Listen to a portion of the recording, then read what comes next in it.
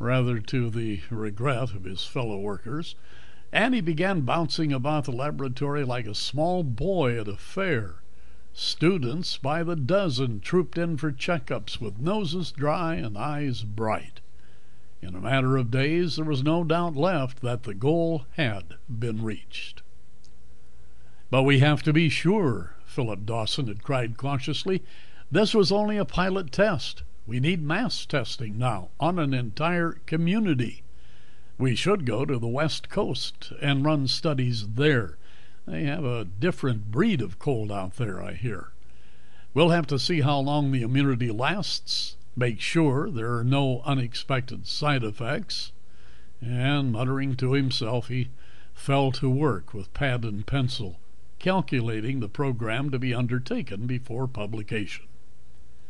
But there were rumors. Underwood at Stanford, they said, had already completed his tests and was preparing a paper for publication in a matter of months. Surely, with such dramatic results on the pilot tests, something could be put into print. It would be tragic to lose the race for the sake of a little unnecessary caution. Peter Dawson was adamant, but he was a voice crying in the wilderness. Chauncey Patrick Coffin was boss. Within a week, even Coffin was wondering if he had bitten off just a trifle too much.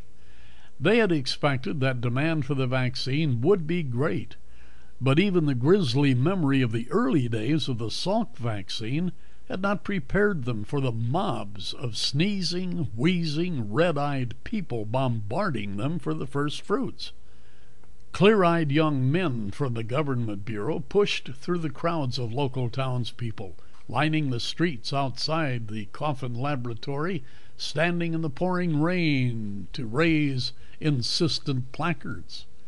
17 pharmaceutical houses descended like vultures with production plans, cost estimates, colorful graphs demonstrating proposed yield, and the distribution programs.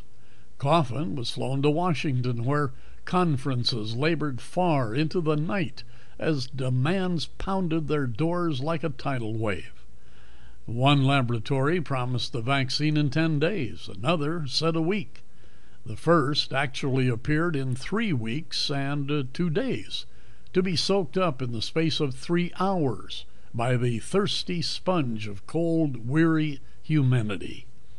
Express planes were dispatched to Europe, to Asia, to Africa with the precious cargo. 1,000,000 needles pierced 1,000,000 hides. With a huge, convulsive sneeze, mankind stepped forth into a new era. There were abstainers, of course, there always are. "It doesn't make any difference how much you talk," Ellie Dawson cried hoarsely, shaking her blonde curls. "I don't want any cold shots." "You're being totally unreasonable," Philip said, glowering at his wife in annoyance. She wasn't the sweet young thing he had married, not this evening. Her eyes were puffy, her nose red and dripping. "You've had this cold for 2 solid months now, and there just isn't any sense to it. It's making you miserable. You can't eat, you can't breathe, you can't sleep." "I don't want any cold shots," she repeated stubbornly. "But why not? It's just one little needle. You'll hardly feel it." "But I don't like needles," she cried, bursting into tears. "Why don't you leave me alone? Go take your nasty old needles and stick them in people that want them." "Ah, Ellie." "I don't care. I don't like needles," she wailed, burying her face in his shirt. He held her close, making comforting little noises.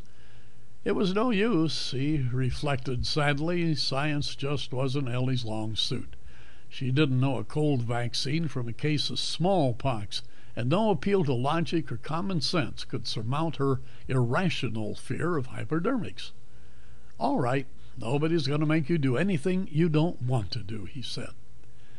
"And anyway, think of the poor tissue manufacturers," she sniffled, wiping her nose with the pink facial tissue.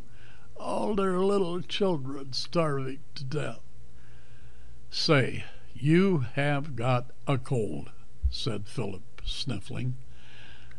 "You've got on enough perfume to fell an ox." He wiped away tears and grinned at her. "Come on now, fix your face. Dinner at the Driftwood? I hear they have marvelous lamb chops."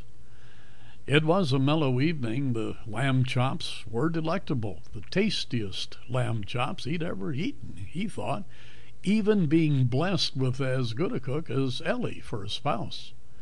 Ellie dripped and blew continuously, but refused to go home until they had taken in a movie and stopped by to dance for a while.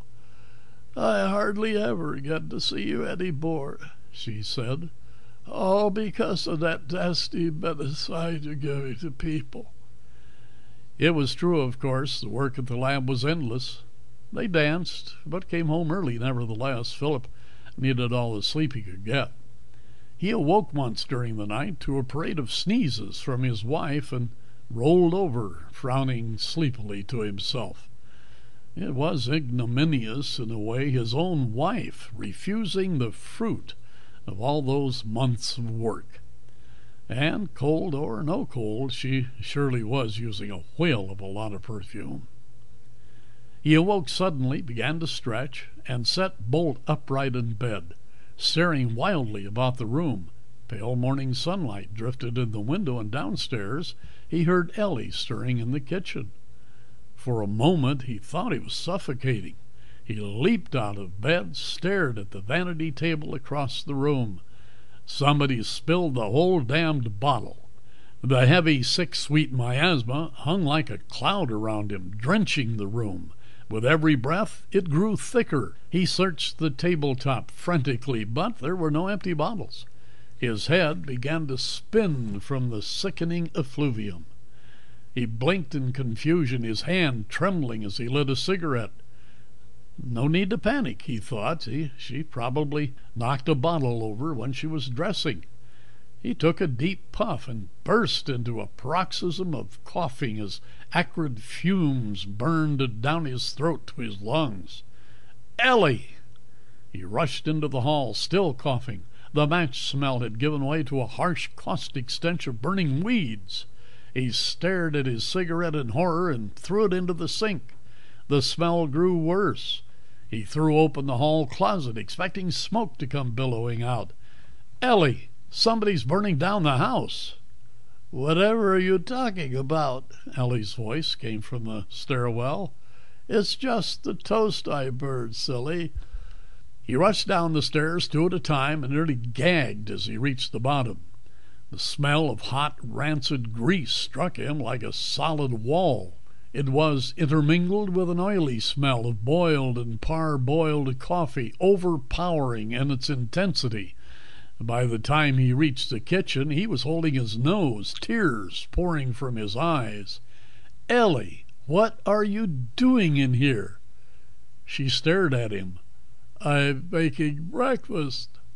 "But don't you smell it?" "Smell what?" said Ellie. On the stove, the automatic percolator was making small, promising noises.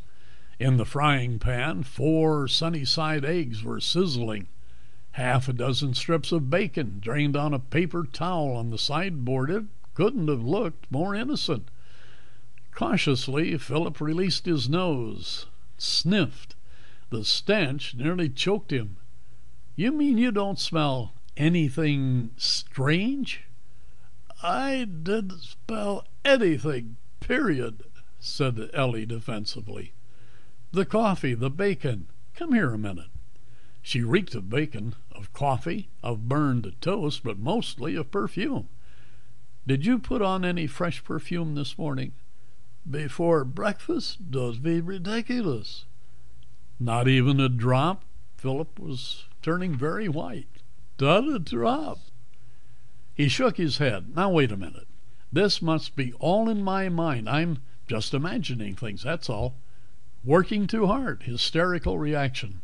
In a minute it'll all go away." He poured a cup of